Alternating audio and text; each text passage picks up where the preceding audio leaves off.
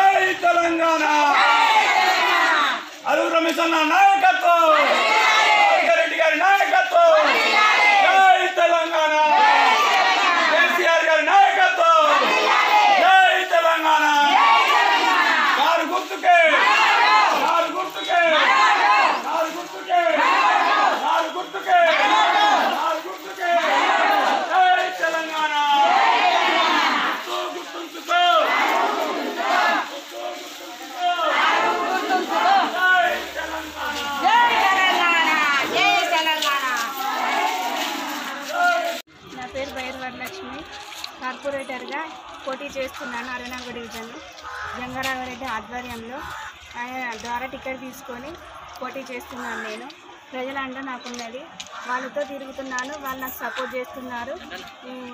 గతంలో అల్ప మెజార్టీతో ఓడిపోవడం జరిగింది. ఇప్పుడు అధిక మెజార్టీతో గెలుస్తానన్న నమ్మకంతో ప్రయత్నం చేస్తున్నాను. గెలిస్తే ఏం చేస్తారు మరి? వాళ్ళకు రోడ్లు లేవు అంటున్నారు, డ్రైనేజీలు లేవు, వాటర్ ప్రాబ్లం ఉందని చెప్తుంది. వాళ్ళకి ఏ ప్రాబ్లం ఉన్నా చూసుకుంటారని మాటిస్తున్నాను. ఏ గుర్తుకేయాలని మరి? చేయి గుర్తుకేసి గెలిపించగలరని కోరుకుంటున్నాను. ఓకేనండి, థ్యాంక్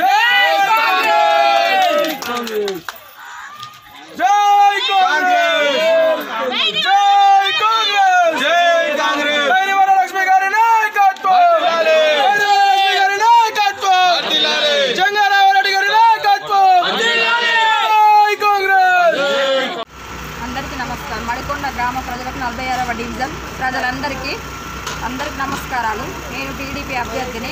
సైకిల్ గుర్తుకు మాది ఓటేసి గెలిపించవలసిందిగా కోరుకుంటున్నాను. నేను ప్రజల ముందుకు సేవ చేసుకోవాలని వచ్చాను. మీ ఆశీర్వాదం నాకు ఉంటుందని ఆశిస్తున్నాను. నాకు ఇప్పటి వరకు స్పందన బాగానే ఉంది. ఎందుకంటే ప్రజలు మార్పు కోరుకుంటాను. వేసిన వాళ్ళని గెలిపించిన వాళ్ళని గెలిపిస్తే వాళ్ళకి ఏం భయం ఉండలేదు, మనకు పనులు చేస్తలేరు, గెలుతాళ్ళు పోతాళ్ళు, మరి ఇక్కడ ఏం పనులు చేస్తలేరు. కాబట్టి ఈసారి కొత్తదనాన్ని కోరుకుంటాను. ప్రజలంతా మాకు చాలా ఉత్సాహంగా ఇంటింటికి తిరుగుతున్నాం. మేము గెలిస్తే మీరు ఏం చేస్తారు? గెలిస్తే ప్రజలకు అందుబాటులో ఉండి డ్రైనేజీలు కానీ, రోడ్లు, మనకు కరెంటు, నీళ్లకు ఏది అంటే సౌకర్యాలు కావాలని వాళ్ళు ఏది కోరితే అది వాళ్ళకి చేసేదానికి మేము సిద్ధంగా ఉన్నాం. ప్రజాసేవే మాకు అంకితం అని ప్రజలకు అంకితంగా మేము వచ్చినాం. మా జీవితం ప్రజలకు అంకితం, ప్రజాసేవయే మాకు ముఖ్యం. కాబట్టి ప్రజలకు సేవ చేసుకుందామని వచ్చినాం. మేము ఏ గుర్తు పెట్టేయాలి మరి? సైకిల్ గుర్తుకు ఓటేసి నన్ను గెలిపించండి. నా పేరు Gaddam Sujatha, Srinivas. Thank you madam. Ramalingeswara Swamy కాలనీలో ప్రచారం నిర్వహిస్తున్న కాంగ్రెస్ పార్టీ అభ్యర్థి వస్కుల నాగమణి శంకర్ గారికి ఈ డివిజన్ ప్రజలు బ్రహ్మరథం పడుతున్నారు. గతంలో చేసిన సేవలే కానీ గతంలో 34వ డివిజన్ కాంటెస్ట్ కార్పొరేటర్గా కొద్ది ఓట్ల మెజార్టీతో 300 ఓట్ల అంటే 150 ఓట్ల మెజార్టీతో ఓడిపోవడం జరిగింది.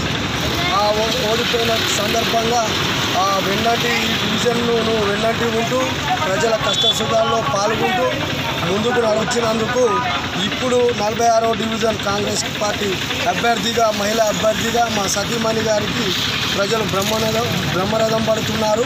అలాగే గత 1 ఇయర్ క్రితం ఈ కరోనా మహమ్మారి వల్ల పేదలు బడుగు బలహీన వర్గాలు ఎంతో ఇబ్బంది పడుతున్న తరుణంలో మా గురువు గారైన జంగ రాఘవరెడ్డి గారు డీసీపీ మాజీ చైర్మన్ జనగామ జిల్లా అధ్యక్షుడు పాలకుర్తి నియోజకవర్గ ఇన్ఛార్జ్ పిసిసి శాశ్వత అమాయకులు వారి ఆదేశాల మేరకు మేము 300 కుటుంబాల ఆటో డ్రైవర్ కుటుంబాలను 9 రకాల నిత్యావసర సరుకులే కానీ అందించడం జరిగింది. 300 ఆటో డ్రైవర్ కుటుంబాలకు.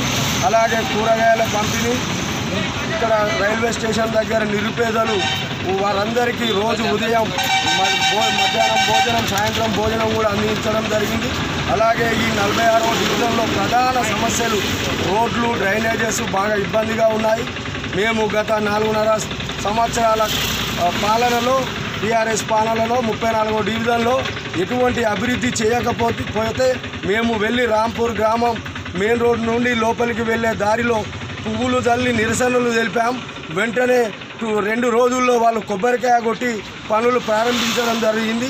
అక్కడి నుండి మొదలు పెడితే ఈ డివిజన్లో మొత్తం అంతా పాత 34 డివిజన్లో రోడ్లు గీట్లు అన్నీ మేము చేసిన పోరాటం వల్లనే ఇవన్నీ పనులు జరిగినాయని చెప్పేసి తెలియజేసుకుంటూ ఈ యొక్క 46వ డివిజన్లో ప్రధాన సమస్య డంపింగ్ యార్డ్ సమస్య. ఈ సమస్య వల్ల చుట్టుపక్కల గ్రామాలు రాంపూరే కానీ